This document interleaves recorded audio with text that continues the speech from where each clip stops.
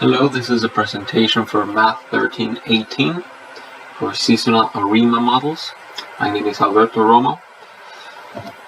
So the dataset that I'm using is regarding the country's life expectancy in the last 217 years. So it's generally from the year 1800 to 2016. However, I will be focusing on Mexico's life expectancy because that's my home country, and the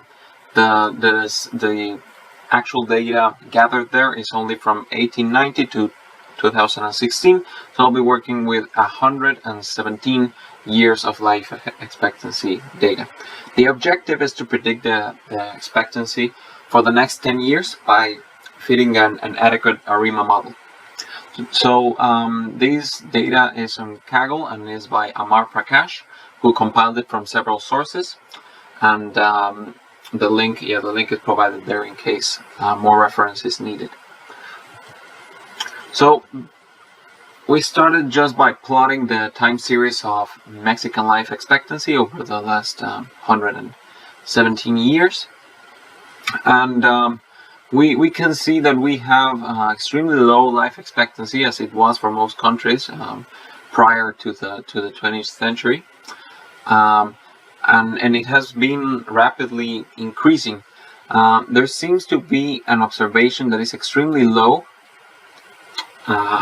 around the 1920s right here, and that's because that is the end of the Mexican Revolution, which ended with so many deaths that 1918 was a very bloody period. So the life expectancy, I guess, dropped to about 18.5 years.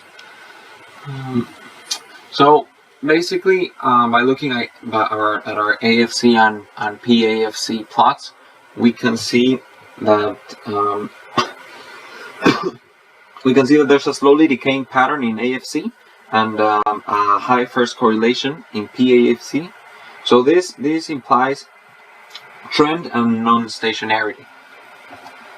So then we apply the Box-Cox transformation, which returned a lambda of 2. That was our midpoint in a very narrow spread. So here we have the normal QQ plot after doing the Box-Cox transformation, and we can see that the tails of distribution are very far from normality. Also, the Shapiro-Wilk normality test gave us an extremely low p-value, which means that we have enough evidence to reject the normality null hypothesis. So basically, the Box-Cox transformation did not do much to normalize our data, and this is the transformed life expectancy. We can see that variation has decreased, especially in the beginning period, which was there was a lot of change in variance, but trend is still there. So we're gonna differentiate to try to improve this. So this is after our first differential.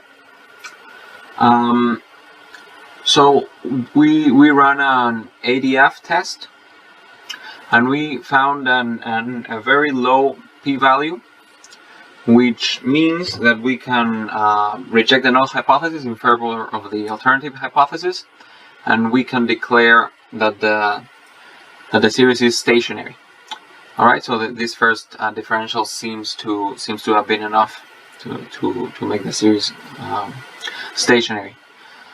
So now our new ACF and PACF plots show one significant lag for ACF and two significant lags for PACF. So then the model that we can include because of this is ARIMA 211. So that goes into our candidate models.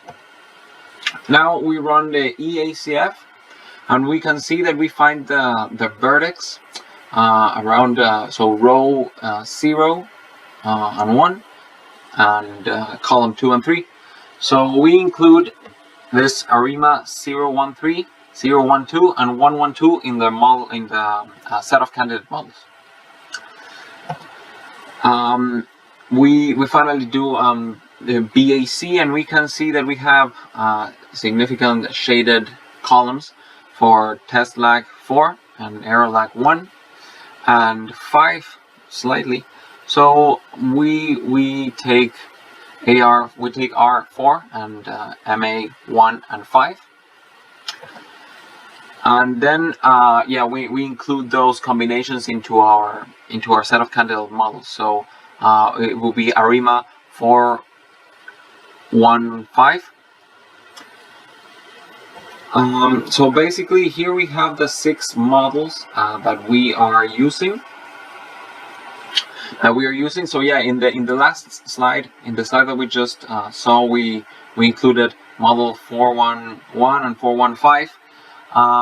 This is the complete set of models. There's 6 of them, and we ran a coefficient test and sorted the model scores using the code provided in class and on Canvas. So we can see that for AIC and BIC, we have the model ARIMA 012 as the optimal one, right?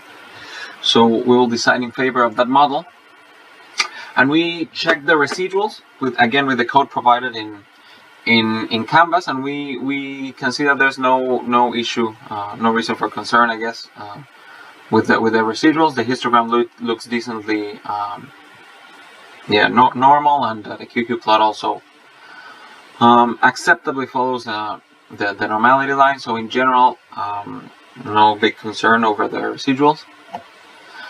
And finally, we ran the forecast for the next 10 years, and they're displayed in the plot. So there's a very slight predicted increase in the beginning.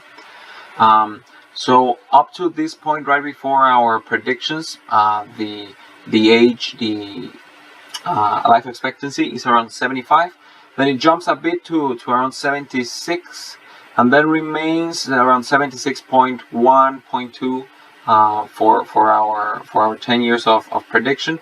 And the 95% confidence interval goes from, I believe, from 72 to 81 years for life expectancy. So yeah, that will be it, and obviously more details will be provided in the full report, where I'll include the actual ages that were predicted and a bit more detail on our numerical results. So that will be it. Thank you very much.